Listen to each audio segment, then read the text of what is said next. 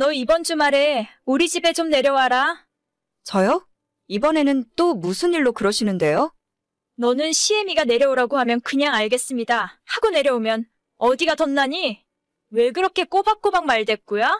이번 주에 청매실 사다가 매실청이랑 매실장아찌 좀 담그려고 그런다? 왜?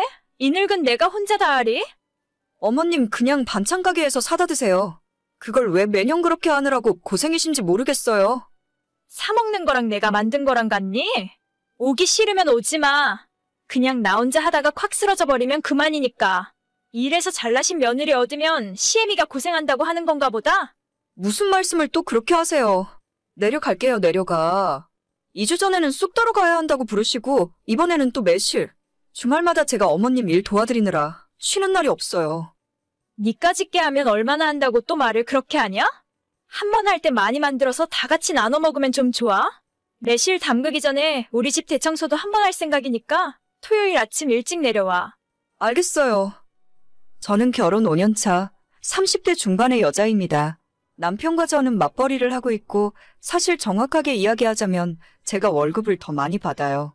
하지만 돈을 얼마나 버는지가 사람을 평가하는 기준도 아니라 생각하고 남편이 적게 벌어와도 제가 바가지를 긁거나 불만을 가진 적이 한 번도 없습니다.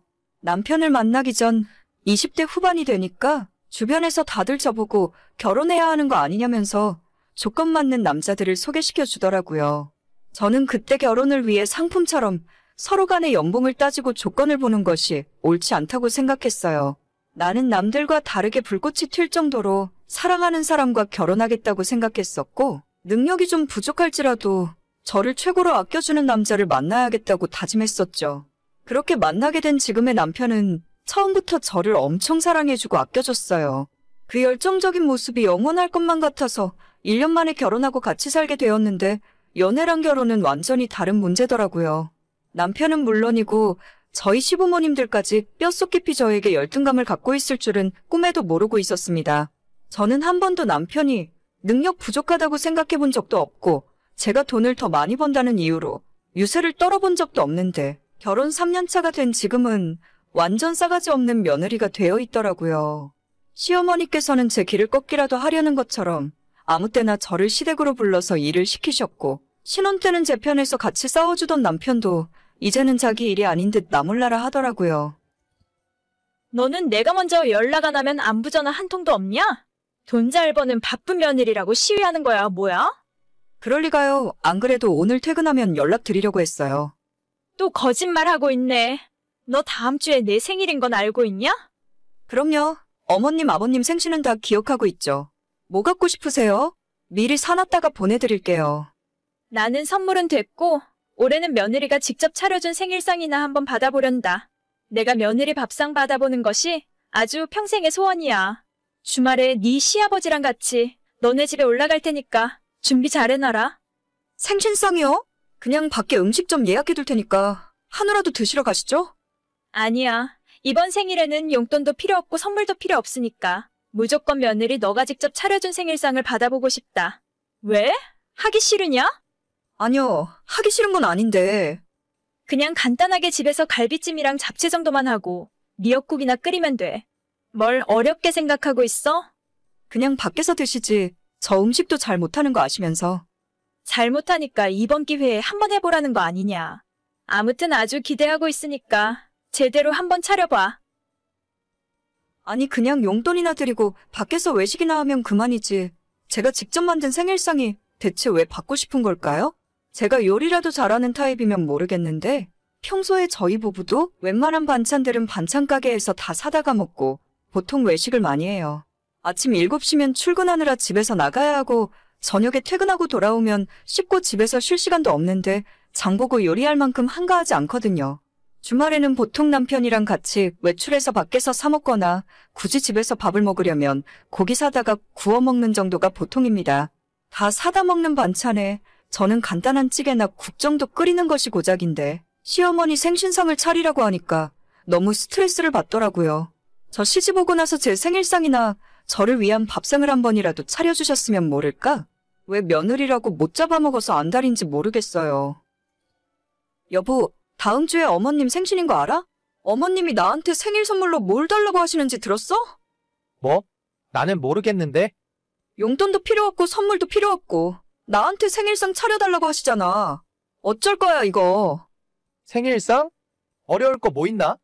대충 미역국이나 끓이고 우리 엄마 좋아하는 갈비찜이나 하면 그만이지. 그럼 당신이 해봐.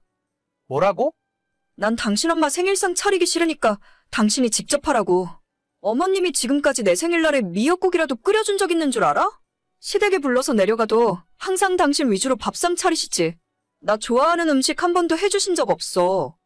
아니, 아무리 그래도 며느리한테 생일상 받고 싶다는데 그걸 내가 어떻게 해? 그걸 왜 못해? 아무튼 당신이 알아서 해. 나는 죽어도 못하겠으니까. 아, 진짜. 그럼 내가 대충 차려볼 테니까 우리 엄마한테는 당신이 차렸다고 해. 괜히 시끄러워지는 거 싫으니까. 그 정도는 해줄 수 있지? 그러던지 난 모르겠다 진짜. 결국 남편이 자기가 장을 봐서 음식을 만들 테니까 저보고 장단만 맞춰달라 부탁하더라고요. 이번 한 번만 비위를 맞춰주면 어머님도 앞으론 조용하실 거라면서 딱 한 번만 그러자길래 저도 그냥 조용히 넘어가기로 했습니다. 남편은 반찬 가게에서 몇 가지 밑반찬을 사왔고 그날의 메인 메뉴인 갈비찜은 동네에서 가장 유명한 한식당에 주문을 해서 포장해 오더라고요. 결국 집에서 직접 만든 거라고는 미역국 하나뿐이었고 집에 있는 예쁜 그릇에 옮겨 담았더니 나름대로 그럴싸해 보였습니다. 하지만 저는 알고 있었죠. 집에서 평생 살림만 했던 시어머니가 남편의 그런 얄팍한 수에 넘어가지 않으리란 걸요. 다른 건 몰라도 갈비찜은 집에서 직접 만든 것과 식당에서 파는 것이 차이가 많이 나는데 어머님이 그걸 몰라볼 리가 없었으니까요. 그러거나 말거나 내가 하는 것도 아니고 될 대로 되라는 심정으로 남편 하는 짓을 지켜보고 있었습니다. 약속한 토요일에 어머님과 아버님이 오셨고 아니나 다를까 어머님은 한 숟갈 뜨시자마자 바로 표정이 딱딱하게 굳으시더라고요. 그래도 아버님 앞인지 저한테 크게 뭐라고 안 하셨고 음식에 간이 짜네마네 조미료를 너무 넣은 것 같다는 식으로만 말을 하고 가셨어요. 저야 제가 직접 만든 음식도 아니고 어머님이 잔소리를 해도 한 귀로 듣고 한 귀로 흘려버렸죠. 대충 이번 일도 이렇게 넘어가는 건가 생각했는데 다음날 어머님한테서 연락이 왔습니다. 야, 너는 내가 바보로 보여? 식당에서 음식 사다가 너네 집 접시에 덜어놓으면 그게 너가 만든 음식이야? 너네 집에서는 시어머니한테 그따위로 하라고 가르치시니? 저는 제가 만들었다고 한 적 없는데요. 아니, 어제는 분명히 집에서 직접 만들었다고 했잖니. 이제는 내 앞에서 거짓말까지 하는 거냐? 그건 오빠가 자기 마음대로 한 소리고 저는 아무 말도 안 했어요. 내 아들이 그런 거짓말을 나한테 뭐하러 해? 너가 괜히 밖에서 음식 사다 놨으면서 착한 내 아들한테 거짓말하라고 시켰니? 아니에요. 음식을 사온 것도 어머님 아들이고 어머님 생신상 그렇게 차리자고 한 것도 어머님 아들이에요. 저는 이번 일에 아무런 연관이 없으니까 저한테 뭐라 하지 말아주세요. 누가 우리 아들한테 생일상 받고 싶대? 내가 너보고 차리라고 그렇게 이야기를 했는데 내 말이 웃음니? 제가 어머님 말을 들어야 할 이유가 어디 있어요? 며느리가 차려준 생일상 받아보고 싶으면 어머님이 먼저 며느리한테 차려줘 보세요. 어머님한테 뭐 하나 받은 게 없는데 왜 저한테는 바라기만 하시는 거예요? 얘 말하는 것 좀 봐라. 너가 돈 좀 번다고 남편이랑 시엠이 알기를 개똥으로 아는 거야. 그러지 않고서는 이럴 수가 없어. 며느리를 개똥으로 생각한 건 아니고요. 어머님 스스로 그렇게 대접받게 행동하고 계시는 거죠. 야, 너 자꾸 내 말에 말대답할 거야? 결국 옆에서 보다 못한 남편이 저한테 화를 내면서 시어머니한테 무슨 말버릇이냐고 하더라고요. 어머님은 저 때문에 충격을 받았는지 머리를 싸매고 드러누워버리셨고 남편은 더 이상 저 같은 여자랑 살기 싫다면서 짐 싸들고 나가버렸어요. 며칠 만에 집으로 다시 들어오더니 자기가 중간에서 다 이야기해놨으니 저보고 시모한테 가서 사과하라는데 제가 왜 그래야 하는지 모르겠더라고요. 그냥 이대로 너는 너네 엄마랑 살고 나는 나대로 살겠다고 했습니다. 신혼집은 원래 결혼 전부터 내가 살던 내 집이니까 남편 보고 너만 나가라고 내쫓아버렸어요. 너무 별일 아닌 걸로 이혼 생각까지 하는 것 같아서 참아보려고 했는데 남편 하는 짓 때문에 더 열받아서 그냥 이혼하려고 생각 중이에요. 저는 한번 결심하면 누구처럼 저한테 사과한다고 해서 마음이 변하는 사람이 아닙니다. 어차피 결혼하면서 남편이 가져온 것도 별로 없으니 이대로 끝일 것 같네요. 남편에게 이혼하고 싶으면 언제든지 서류 가져오라니까 계속 딴소리만 하고 모르는 척합니다.